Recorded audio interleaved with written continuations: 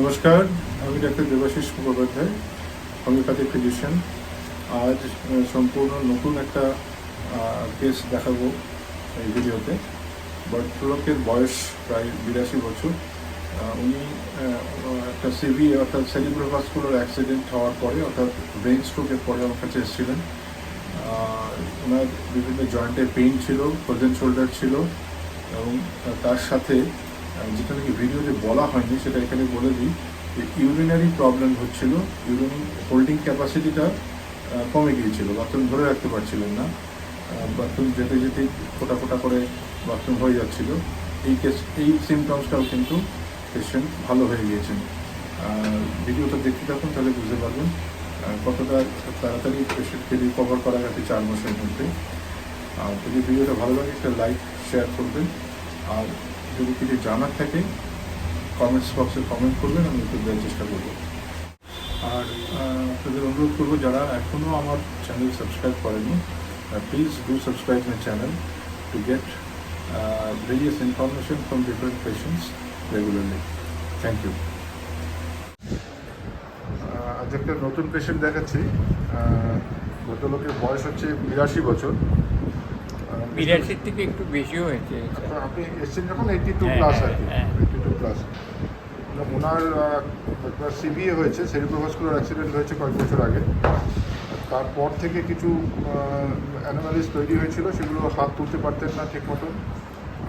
এখন এক্সারসাইজ করে অনেকটা সেটা বেটার হয়েছে। আর আমার কাছে যেটা নিয়ে এসেছিলেন সেটা হচ্ছে both knee joint pain due to osteoarthritis. Due to osteoarthritis দুটো নি জয়েন্টেই পেইন হতো এবং কম্পারেটিভলি অনেক better. Right side of the knee is more swelled than left one. আপনি একটু দুটো পাশাপাশি রাখুন, হাতটা সরান। কম্পারেটিভলি আমরা এখানে দেখেছি যে রাইট সাইডের নিটা একটু বেশি ফুলে আছে এবং এটা শীতকালে বাড়তো, উইন্টারে বাড়তো এবং ফাস্ট মোশন অনেকক্ষণ বসে থাকার পর হাঁটতে গেলে তখন ব্যথাটা বাড়তো। ওনার বেসিক্যালি উনি জেনারেল সিমটমসের মধ্যে দেখা যাচ্ছে উনি চিলি পেশেন্ট, যার উপরে মেডিসিন সিলেকশন ওনার বেশি হয়েছিল, যেটা খুব অ্যাক্টিভলি কাজ করেছে। Is a chilly patient, desire for sweet, sleep disturb, ঘুম একটু ডিস্টার্ব হয় মাঝে মাঝে, sympathetic minded, too much sympathetic. এগুলোর উপর বেস করে প্রথমে পিআইভি দেওয়া হয়েছিল একদম প্রথম দিকে, কিন্তু তারপরে যে মেডিসিনটা আমার সবচেয়ে ভালো কাজ হয়েছে সেটা দ্যাট ইজ কস্টিকাম 1M অবধি চলেছে, 200, তারপর 1M অবধি চলেছে। আজকে ওনাকে প্রেসক্রাইব করা হলো কস্টিকাম 10M। আপনি কতটা ভালো আছেন আগের থেকে একটু বলুন। আগের থেকে অনেকটাই বেটার আছি, ব্যথাটা অনেকটা কমে গেছে, কিন্তু শক্তিটা এখন পুরোপুরি হয়নি। আর হাঁটুর যে একটা জোর পাওয়া, সেই জোরটাই আসেনি আপনার। হ্যাঁ, এই একটাই সমস্যা রয়ে গেছে, বাদবাকি প্রবলেম মোটামুটি অনেকটাই ওনার কিওর হয়েছে। হাতটা কতটা তুলতে পারছেন একবার একটু দেখান তো আমাকে। আগে হাত তুলতে পারতেন না, এখন হাত কতটা তুলতে পারেন একটু দেখান। হ্যাঁ, ঠিক আছে, নামান।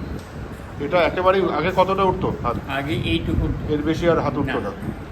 ঠিক, মেডিসিন খাওয়ার পর এই চেঞ্জেসগুলো এসছে।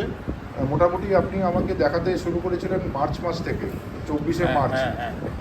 মার্চের পর এপ্রিল, মে, জুন, জুলাই, মোটামুটি 4 মাসের মধ্যে আপনার এই রেজাল্টটা এসছে। এমনি শারীরিক বাদবাকি দিক থেকে ঠিক আছে। কোলেস্টেরল লেভেল চেক করা হয়েছিল, ওনার কোলেস্টেরল নর্মাল আছে, কোলেস্টেরল 201, LDL 123 এই জায়গায় রয়েছে। ব্লাড সুগার লেভেলও খুব নর্মাল রয়েছে। এদিক থেকে ভালো পজিশনে আছেন। ঠিক আছে, আপনার পারমিশন নিয়ে ভিডিওটা করলাম আজকে। ঠিক আছে, থ্যাংক ইউ, ধন্যবাদ।